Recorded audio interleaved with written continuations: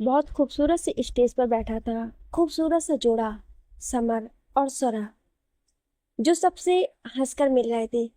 किसी को महसूस नहीं होने देना चाहते थे कि दोनों किस दर्द से गुजर रहे हैं। हर कोई उन्हें देखकर कितने प्यारे लग रहे हैं ना दोनों, जैसे एक दूसरे के लिए ही बने हों।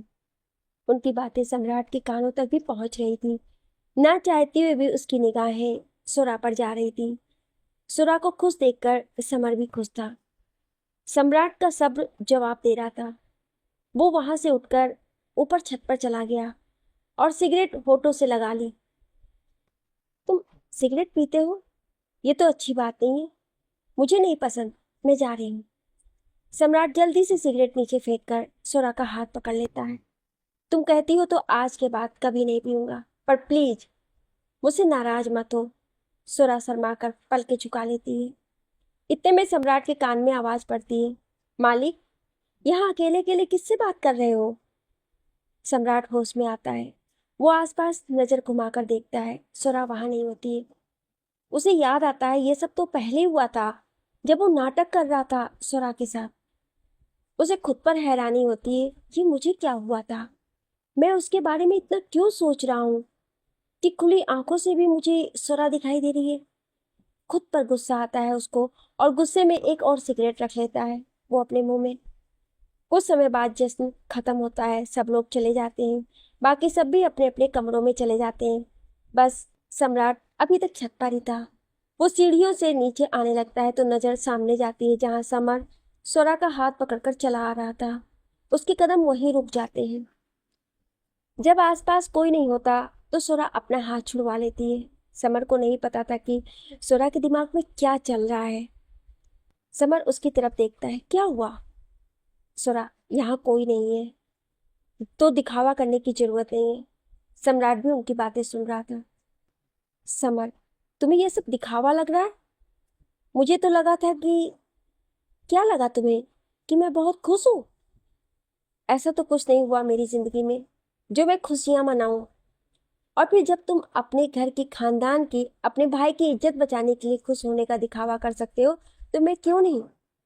चाहे मजबूरी में ही सही, शादी तो की है ना तुमने मुझसे, और मेरे बच्चे की जान बचाई है। तो इस एहसान के लिए मैं इतना तो कर ही सकती हूँ। उसकी बातें सुन समर को गुस्सा आ जाता है।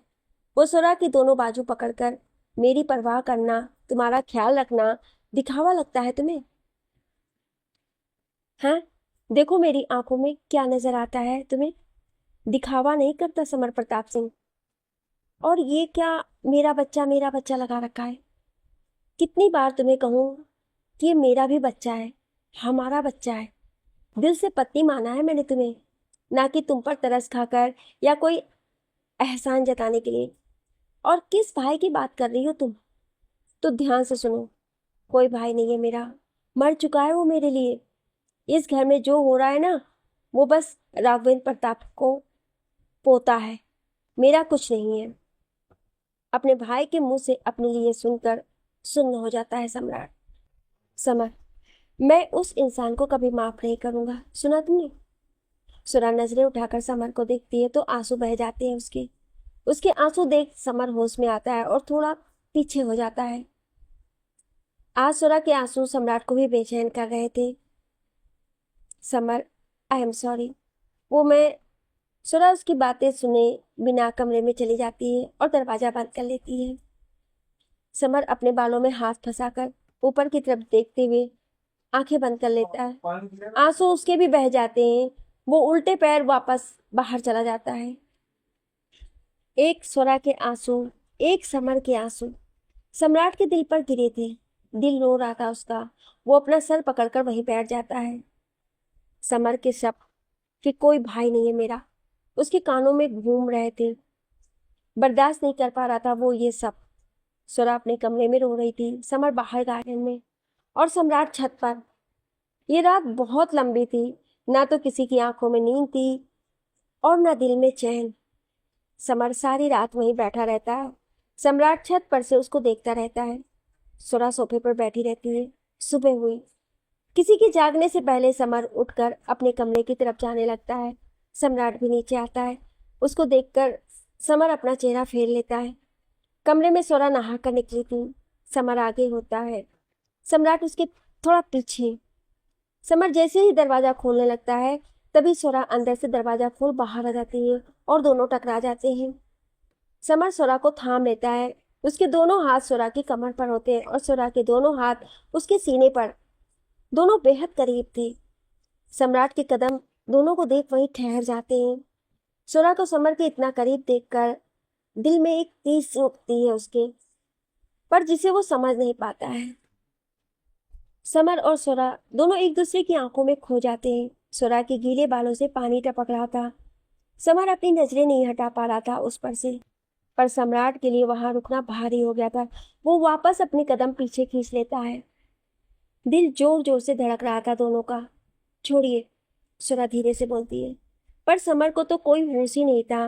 वो बस इस खूबसूरत लम्हे को अपनी आंखों में बसा लेना चाहता था। सोरा हल्का सा हिलते हुए, छोड़िए प्लीज। समर होश में आते हुए थोड़ा पीछे होता है, लेकिन सोरा का मंगलसूत्र उसकी कमीज के बटन में फंस जाता है, जिससे वो दोनों फिर से पास आ जाते हैं। सोरा जल्दी जल्दी उसे निकालने की कोशिश कर रही थी, पर वो और उलझता जा रहा था। समर बस एक टक सोरा के चेहरे को देख रहा था। अभी भी वो दोनों वहीं खड़े थे। जब सोरा से नहीं होता तो समर, मैं कोशिश करूं। सोरा अपने हाथ हटा लेती है। समर मंगलसूत्र को निकालने की कोशिश करता है। उसका सारा ध्यान मंगलसूत्र निकालने में होता है, लेकिन इस बार सोरा एक टक उसका चेहरा देख रही थी। आह, हो गया। ये बोल समर जैसे ही नजरें उठाता है तो सोरा अपनी नजरें नीची कर लेती है। वो दोनों दूर हटते हैं। समर सोरा को देखकर, तुम बाहर जा रही थी? सोरा, हाँ, वो दादी ने बुलाया है। ये बोल वो बाहर जाने लगती है, पर समर उसका हाथ पकड़ लेता है। सोरा पीछे मुड़कर देखती है। समर उसको आईने के सामने लेकर आता है। ऐसे जाओगी तुम दादी के सामने? सुबह सुबह डांट खानी है क्या? सोरा खुद को शीशे में देखती, वो देखती है उसने सिंदूर नहीं लगाया। फिर समर की तरफ देखती है, जो हाथ बांधे उसे ही देख रहा था। वो बिना कुछ बोले सिंदूर उठाकर सोरा की मांग में भर देता है। सोरा उसकी तरफ हैरानी से देखती है। ऐसे क्या देख रही हो? तुम्हें पहले भी बोला है मैंने कि दिखावा नहीं किया मैंने। दिल से तुम्हें अपनी पत्नी माना है, इसलिए ये बात अपने दिल से निकाल दो कि तुमसे शादी करके एहसान किया है मैंने तुम पर नहीं, बल्कि मैं बहुत खुशकिस्मत हूँ जो तुम मेरी जिंदगी में आई। सोरा बस एक टक समर की तरफ देख रही थी। विश्वास नहीं हो रहा है मेरी बातों पर? कोई बात नहीं, मैं तुम्हें फोर्स नहीं कर रहा है कि तुम मेरी बातों पर यकीन करो। जब तुम्हें मुझ पर विश्वास होने लग जाए तब यकीन कर लेना। सुरा नजरें नीचे झुका लेती है। समर उसके पास जाते हुए, बस एक बात मान लो मेरी प्लीज। सुरा उसकी तरफ देखती है जैसे पूछ रही हूँ क्या? समर, बस तुम उदास मत रहा करो। मैं जानता हूँ तुम्हारे लिए आसान नहीं है, पर हमारे बच्चे के बारे में सोचो सुरा। तुम खुश नहीं रहोगी तो हमारे बच्चे की सेहत पर असर पड़ेगा, है ना? सुरा सिर हिलाकर हाँ का इशारा करती है। हाँ, तो वादा करो तुम उदास नहीं होगी।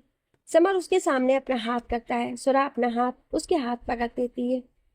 ये हुई ना बात, चलो जाओ, दादी बुला रही है ना। सुरा वहां से चली जाती है। उसके जाने के बाद समर, बस ऐसे ही धीरे धीरे तुम्हारे सारे गम मिटा दूंगा। मुझे पहले जैसी सुरा चाहिए, जिसने चोर समझकर मेरी बोलती बंद कर दी थी। उस पल को याद कर समर मुस्कुराने लगता है। सुरा ने समर से वादा तो कर दिया था, पर यह इतना आसान नहीं था। सम्राट का हर पल उसकी आंखों के सामने रहना उसके दिए धोखे को भूलने नहीं देगा। वो दादी के कमरे में जा रही थी कि सामने सम्राट चलता हुआ आ रहा था। दोनों की नजरें मिलती है। जहां सुरा अपना चेहरा फेर लेती है, वहीं सम्राट की नजरें हटने का नाम ही नहीं ले रही थी।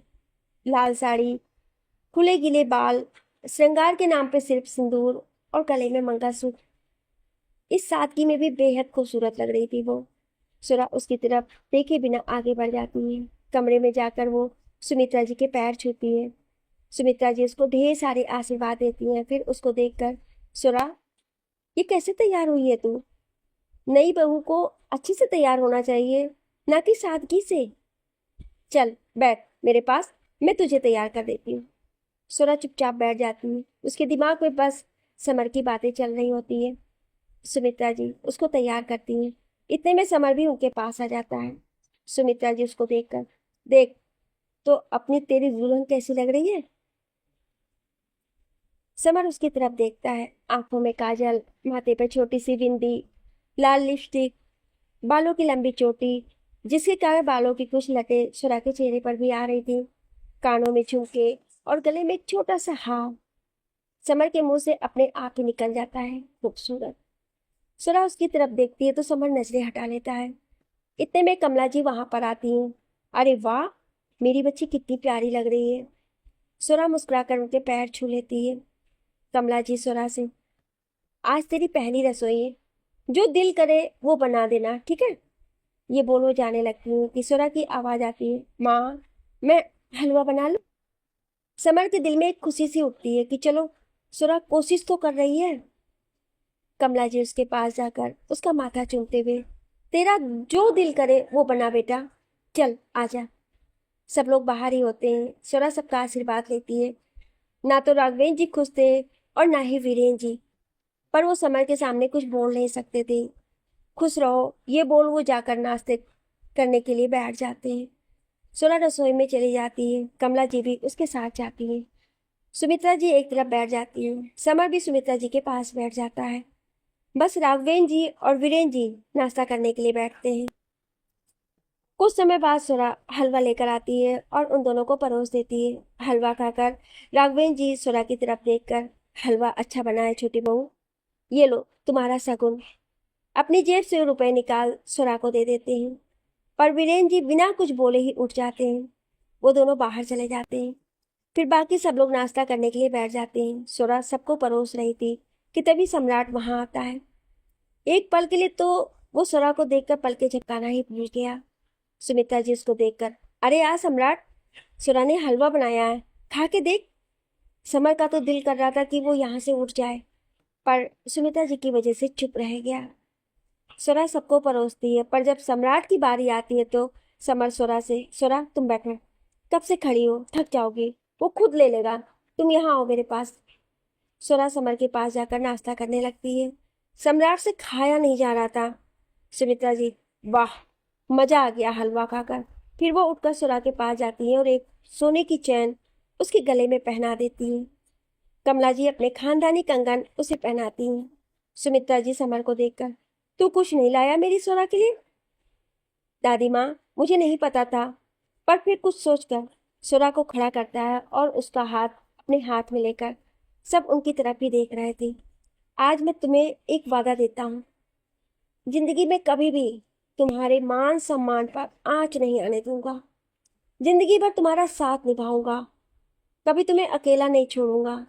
जिंदगी में जब भी तुम्हें मेरी जरूरत होगी, हमेशा तुम मुझे अपने पास पाओगी। सुरा बिना किसी की परवाह किए समर की तरफ देख रही थी।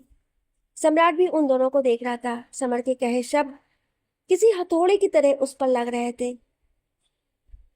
कमला जी ताली बजाती हैं, जिसकी आवाज से दोनों होश में आते हैं। सुमित्रा जी सम्राट से, तू भी कुछ नहीं लाया होगा ना।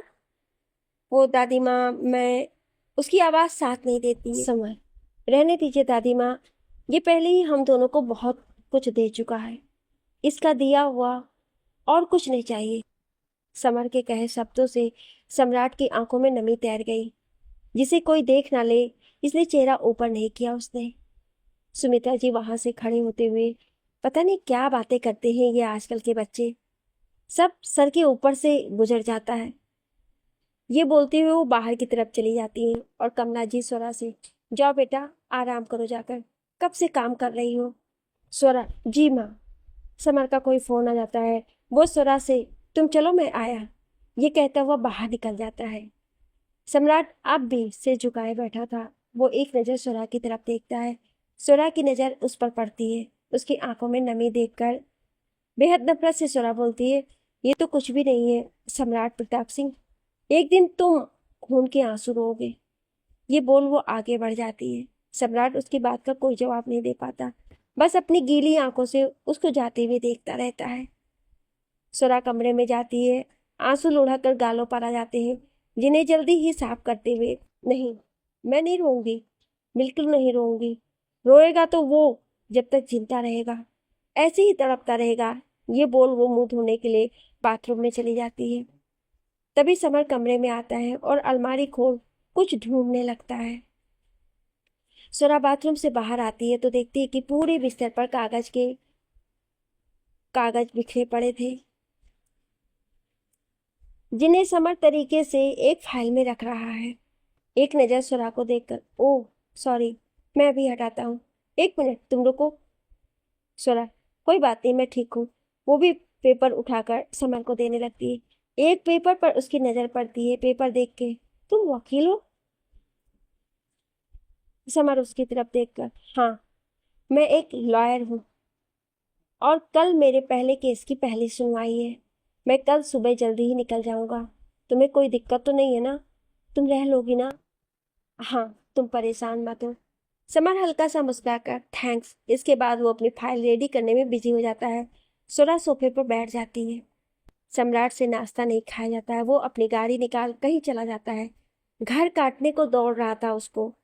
पूरा दिन वो घर नहीं आता है। सुरा को थोड़ी बेचैनी होने लगती है तो वो छत पर चली जाती है। छत पर रखे झूले पर वो बैठ जाती है। जब काफी टाइम तक सुरा नजर नहीं आती है तो समर उसे ढूंढता हुआ छत पर चला जाता है। सुरा एक तक आसमान में देख रही थी। तुम यहाँ बैठी हो? मैं पूरे घर में तुम्हें ढूंढ रहा था। उसकी आवाज से सुरा पीछे मुड़कर देखती है। समर को एक नजर देखकर वापस अपना चेहरा घुमा लेती है। समर उसके पास जाकर, मैं भी बैठ जाऊं तुम्हारे साथ? सुरा बिना कुछ बोले थोड़ा साइड में खिसक जाती है। उधर सम्राट सड़कों पर गाड़ी दौड़ा रहा था। थोड़ी सी शराब भी पी रखी थी उसने। उसके मन में हजारों विचार दौड़ रहे थे। इतने बड़े परिवार में वो खुद को अकेला महसूस कर रहा था, क्योंकि एक सुमित्रा जी के अलावा और कोई उससे बात ही नहीं कर रहा था। राघवेंद्र जी और वीरेंद्र जी भी उससे बात नहीं कर रहे थे। उनका ये कहना था कि तुम्हारी बेवकूफ़ी की वजह से उस मामूली लड़की को अपनी बहू बनाना पड़ा हमें। छत पर समर और स्वराज झूले पर बैठे थे। दोनों में से कोई कुछ नहीं बोल रहा था। ऐसा नहीं था कि स्वराज कोशिश नहीं कर रही थी, पर उससे हो नहीं पा रहा था। शादी के बाद के जो सपने उसने देखे थे, या यूं कहे जो सम्राट ने दिखाए थे, आज उन सब में समर की जगह बन गई थी। बहुत मुश्किल होता है जब सपने हम किसी और के साथ देखें और हकीकत में कोई और ही हो। बस उसी दुविधा से स्वरा गुजर रही थी और समर उस पर किसी तरह का दबाव नहीं बनाना चाहता था। वो चाहता था कि चाहे कितना भी वक्त लग जाए, लेकिन स्वरा जब भी उसे अपनाए तो दिल से अपनाए। दोनों के बीच पसरी खामोशी को स्वरा तोड़ती है, रात काफी हो गई है, तुम सो जाओ, सुबह भी तुम्हें जल्दी निकलना है। सम्राट भी वापस आ जाता है और सीधा अपने कमरे में। समर, और तुम्हें नहीं सोना? मुझे नींद नहीं आ रही है, तुम जाओ, मैं अपने आप आ जाऊंगी। समर, और तुम्हें लगता है कि मैं तुम्हें अकेला छोड़कर चला जाऊंगा? ऐसा है मैडम, मैं कह नहीं जा रहा हूँ। जाऊंगा तो तुम्हारे साथ ही। सुरा उसकी तरफ हैरानी से देखती है, फिर अगले ही पल नजरें झुकाकर, मुझे माँ और पिताजी की याद आ रही है। समर उसकी उदासी देखते हुए, थोड़ा सा वक्त तो सबको, सब अपने आप ठीक हो जाएगा। कुछ ठीक नहीं होगा कभी भी। पिताजी मुझे माफ नहीं करेंगे। समर, तुम चाहो तो मैं उनसे एक बार बात करूं? सुरा उसकी तरफ देखकर, नहीं, रहने दो। इस समय वो बहुत ही गुस्से में होंगे। कहीं तुम्हें कुछ कह दिया तो? समर, तो कह दिया तो क्या हुआ? थोड़ा सा डांट देंगे तो क्या होगा? ससुर जी है मेरे, इतना तो चलता है। ये सुनकर सुरा चेहरा दूसरी तरफ कर लेती है। सम्राट को कमरे में बहुत बेचैनी हो रही थी। वो भी छत पर चला जाता है। समर, अब देखो, तुम मुझे उनसे बात भी नहीं करने दे रही हो और यूं उदास भी बैठी हो, ऐसे कैसे चलेगा? सुरा कोई जवाब नहीं देती और ना ही समर की तरफ देखती है। सुरा को ऐसे देख अंदर ही अंदर टूट रहा था समर। तभी सम्राट छत पर आता है और दोनों को देखकर उसके कदम वहीं रुक जाते हैं। समर सुरा के थोड़ा करीब होते हुए, मेरी तरफ देखो सुरा। सुरा नहीं देखती है। समर, प्लीज सुरा। सुरा अपनी गीली गीली आंखों से उसकी तरफ देखती है। समर उसको देखकर बहुत ही प्यार से, सुरा, मैंने तुम्हें क्या समझाया था? सुरा भारी आवाज से, मैं कोशिश कर रही हूँ पर हो नहीं पा रहा है। सम्राट भी उनकी बातें सुन रहा था। समर एक गहरी सांस लेता है, अपने हाथ से उसके आंसू पोंछ देता है और उसका सिर अपने कंधे पे रख लेता है। सुरा भी उसे नहीं रोकती है, शायद उसे भी जरूरत थी किसी अपने के सहारे की। दोनों बहुत करीब थे। सम्राट अपनी नजरें हटा लेता है और छत की दूसरी तरफ जाकर सिगरेट पीने लगता है, पर आंखें बार बार उन दोनों पर जा रही थी। समर, शांत हो जाओ सुरा। देखो, मैं जानता हूँ ये सब इतना आसान नहीं है, पर मैं तुम्हारे साथ हूँ हर वक्त। बात करते करते वो उसके बालों में अपनी उंगली घुमाने लगता है। देखो, तुम ऐसे करोगी तो मैं कल नहीं जाऊंगा। मेरा बिल्कुल मन नहीं लगेगा काम में। सम्राट को अपने बालों में किसी का हाथ महसूस होता है। वो पीछे मुड़कर देखता है तो मुस्कुराती हुई सुरा नजर आती है, जो उसके मुंह से सिगरेट निकालकर नीचे फेंक देती है। मना किया था ना तुम्हें सिगरेट पीने को? सम्राट हल्का सा मुस्कुराकर, तुम आ गई। मैं कब से इंतजार कर रहा था तुम्हारा। आओ बैठो। वो दोनों झूले पर बैठ जाते हैं, जैसे इस समय समर और सुरा बैठे थे। सम्राट छत की रेलिंग से टिककर खड़ा आश्चर्य से सब देख रहा था। एक तरफ समर और सुरा बैठे थे, तो दूसरी तरफ सुरा के साथ बिताए हुए पल उसे दिखाई दे रहे थे। इतनी देर क्यों लगा दी? पता है, कब से इंतजार कर रहा था तुम्हारा। कुछ बोलो सुरा। दूसरी तरफ समर उसके बालों में उंगली घुमाते हुए, सुरा कुछ बोलो तो सही। सम्राट की आंखों से आंसू गिर रहे थे। उसको यकीन नहीं हो रहा था कि वो जागती आंखों से सपना देख रहा है। समर सुरा की तरफ एक नजर देखता है, जो उसके कंधे पर सर रखकर सुकून से सो गई थी। समर उसको ऐसे देखकर उसका माथा चूम लेता है। सम्राट के सामने उसकी कल्पना गायब होने लगती है। वो चिल्लाना चाहता था कि रुको मत जाओ सुरा, पर उसकी आवाज साथ नहीं देती। इतने में सुरा उसके सामने चुटकी बजाती है। वहां क्या देख रहे हो? मैं यहाँ हूं। सम्राट पर यह असर होने लगा था कि उसे हर तरफ सुरा ही नजर आती है, और जैसे ही वो उसे छूने लगता है तो वो गायब हो जाती है। पागल हो रहा था वो। दूसरी तरफ सुरा को खुद के इतना करीब देख समर बस मुस्कुराकर इस पल को देख रहा था। जरा सा हिल भी नहीं रहा था वो, कि कहीं सुरा उठ ना जाए। बहुत देर तक वो ऐसे ही बैठा रहता है। आज कितने दिनों बाद उसे सुकून महसूस हुआ था। समर बोलता है, काश ये रात कभी खत्म ना हो, तुम ऐसे ही मेरे पास बैठी रहो। सम्राट भी उन दोनों को देख रहा था। जैसे जैसे समर सुरा के करीब जा रहा था, सम्राट की सुरा की कल्पना एक एक कर मिटती जा रही थी। समर देखता है अब सुरा गहरी नींद में सो चुकी है, तो वो उसको गोद में उठाकर नीचे ले जाने लगता है। सम्राट की आंखों के सामने वो पल घूम जाता है जब सुरा बेहोश हुई थी, तो वो भी ऐसे ही उसको गोद में उठाकर ले गया था। समर सुरा को गोद में उठाए हुए बहुत ही आराम से सीढ़ियां उतरता है, किसी डोर में बंधा हुआ। सम्राट भी उनके पीछे जाता है। जैसे समर आगे बढ़ रहा था, वैसे वैसे सम्राट को सब याद आ रहा था। वो भी ऐसे ही एक एक कदम बढ़ाते हुए आगे बढ़ा था। समर आगे और सम्राट उसके पीछे। समर कमरे का दरवाजा खोल सुरा को अंदर ले जाता है। सम्राट हाथ बढ़ाकर उसको रोकना चाहता था, पर किस हक से? उसका हाथ हवा में ही रह जाता है। वो आगे बढ़ता है तो देखता है समर सुरा को बेड पर लिटा रहा था, ठीक जैसे सम्राट ने लिटाया था। इसके बाद उससे रुका नहीं जाता है। वो आगे बढ़ जाता है और अंदर अब क्या होगा ये वो खुद ही सोच लेता है। समर सुरा को लिटाकर एक बार और उसका माथा चूमकर दरवाजा बंद कर सोफे पर लेट जाता है, और तब तक सुरा को देखता रहता है जब तक उसे नींद नहीं आती। कमरे में सम्राट, ये क्या हो रहा है मुझे? मैं क्यों उसके बारे में हद से ज्यादा सोच रहा हूँ? नहीं, एक लड़की सम्राट के दिमाग के साथ नहीं खेल सकती। लेकिन उसकी आंखों के आगे वही पल बार बार ताजा हो रहे थे, जो उसने सुरा के साथ बिताए थे। फिर समर का सुरा को गोद में उठाकर कमरे में ले जाना। आह, गुस्से से अपने बाल नोचते हुए, तो मुझे क्यों इतना फर्क पड़ रहा है? वो जो मर्जी करे, ये बोल वो खुद को तसल्ली दे रहा था। पर सच तो ये था कि जो सुरा को बेहोश कर सम्राट ने उसके साथ किया, वही अब समर करेगा, जो कि उसका हक है। बस यही बर्दाश्त नहीं हो रहा था उससे। शराब की पूरी बोतल एक सांस में पी जाता है वो। बेचैनी कम करने के लिए छत पर गया था वो, पर उन दोनों को साथ में देख और बेचैनी बढ़ाकर आ गया। सामने शीशे में समर और सुरा दिखाई देते हैं, जो एक दूसरे के बेहद करीब थे। वो शराब की बोतल शीशे में मारता है, शीशा चकनाचूर हो जाता है। शीशे के एक टूटे हुए टुकड़े में सुरा हंसती हुई नजर आती है।